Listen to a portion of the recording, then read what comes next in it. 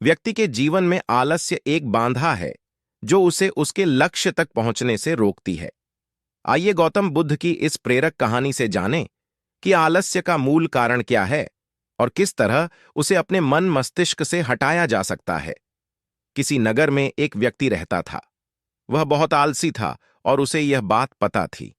एक दिन वह बुद्ध जी के पास आया और दुखी मन से बोला, बुद्ध जी, मैं बहुत आलसी हूं और अपने आलस्यपन के कारण मुझसे कोई भी कार्य सही समय पर नहीं होता है और न ही ठीक से कर पाता हूं।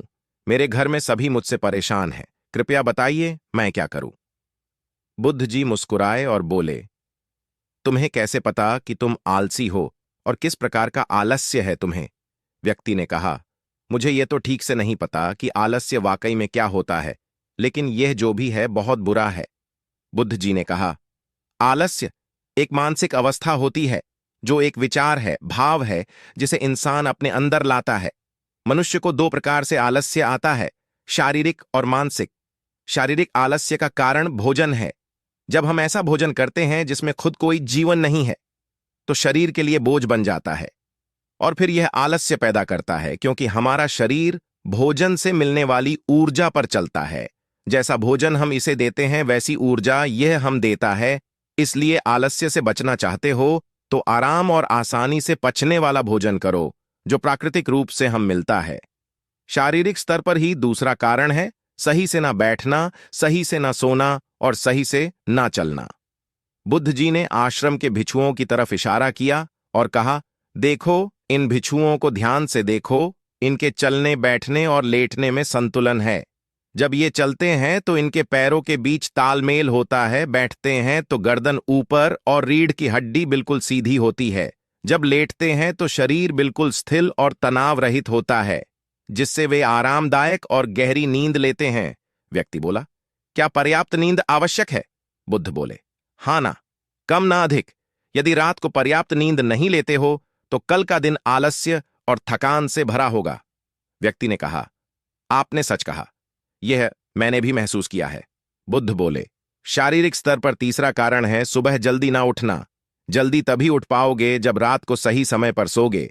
इन आश्रम के भिक्षुओं को देखो, इनके रात का सोने का समय निश्चित है, तभी यह सब जल्दी उठते हैं। हर एक भिक्षु का अनुशासन होता है और वही इनके जीवन में संतुलन लाता है।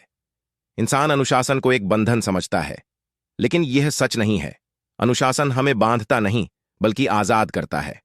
बुद्ध जी ने व्यक्ति से कहा, यदि आलस्य से बचना चाहते हो तो एक निश्चित दिनचर्या बना लो।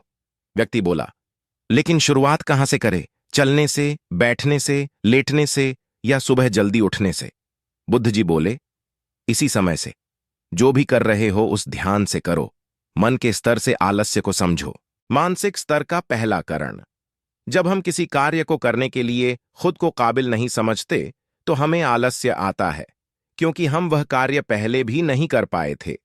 हम मन को यह नहीं समझाते कि पहले और अभी के कार्य में बहुत फर्क है। साथ ही मानसिक तौर पर हम वह नहीं है जो पहले थे। तब से लेकर अब तक हमने बहुत कुछ सीखा है। मानसिक आलस्य से बचना है तो खुद पर विश्वास करना सीखो। मानसिक स्तर पर दूसरा कारण है आलसी और छोटी सोच वाले व्यक्तियों के साथ रहना। कई बार देखा गया है कि हम आलसी नहीं होते, लेकिन ऐसी लोगों के साथ रहने से हम भी वैसी ही हो जाते हैं। वह व्यक्ति बोला, आप सही कह रहे हैं, यह भी मैंने महसूस किया है।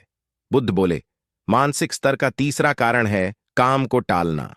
मानसिक तनाव का सबसे बड़ा कारण है, हमें पता नहीं चलता, लेकिन धीरे धीरे यह आदत हमारे अंदर घर कर जाती है और जिंदगी खराब कर सकती है।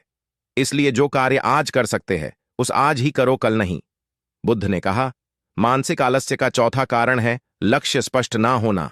मान लो तुम एक रेगिस्तान में फंसे हो और तुम्हें प्यास लगी है, तो क्या करोगे? वह व्यक्ति बोला, मैं पानी ढूंढने के लिए आसपास किसी गांव की तलाश करूंगा। बुद्ध बोले, यदि गांव नहीं मिला तो क्या करोगे? वह व्यक्ति बोला, तो भी मैं ढूंढने का प्रयास करूंगा, क्योंकि मेरे पास और कोई विकल्प नहीं। बुद्ध बोले, जब किसी के पास स्पष्ट लक्ष्य ना होना है, यदि सुबह उठकर व्यायाम नहीं कर पा रहे हो तो तुम्हारी नजर स्पष्ट नहीं है कि तुम्हें व्यायाम क्यों करना है। यदि तुम भविष्य में होने वाले रोगों के प्रति सचेत नहीं हो, मानसिक आलस्य का पांचवा कारण है किसी कार्य को करने की बड़ी वजह ना होना। मान लो तुम किसी सुनसान जगह से कीमती गहने लेकर जा रहे हो, तुम थक गए हो और बैठना चाहते हो। यह सोचकर तुम पेड़ के नीचे बैठ जाते हो। तुम देखते हो कि सामने से कोई डाकू आ रहा है। तो क्या ऐसे में भी तुम्हारा आलस्य तुम्हें भागने से रोकेगा? नहीं, तुम्हारा आलस्य सिर्फ उन्हीं कार्यों को करने से रोकता जिन्हें करने की बड़ी वजह नहीं होती है। बुद्ध ने कहा, मेरी बात ध्यान से सुनो। जहां स्पष्टता है और कार्य करने की बड़ी वजह, वह आलस्य हो ही नहीं सकता। वह व्यक्ति गौतम बुद्ध से बोला, मुझे आलस्य का सारा खेल समझ आ गया। दोस्तों, अगर कहनी पसंद आया हो तो चैनल को सब्सक्राइब करना ना भूले। धन्यवाद।